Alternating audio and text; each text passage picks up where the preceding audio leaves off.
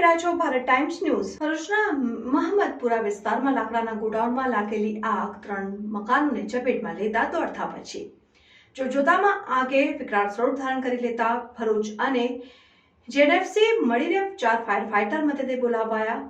આગમાં મોટાભાગની ઘરવખરી બળીને ખાખ થઈ ગઈ હતી। જોતજોતામાં આગે વિકરાળ સ્વરૂપ ધારણ કરી લેતા ભરૂચ અને જેએનએફસી મળીને 4 ફાયર ફાઈટર મદદે બોલાવવા પડ્યા હતા। આગમાં મોટાભાગની ઘરવખરી બળીને ખાખ થઈ ગઈ હતી।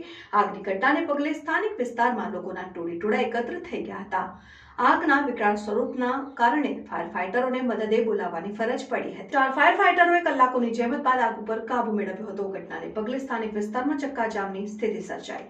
જોતા રહો ભારત ટાઈમ્સ ન્યૂઝ।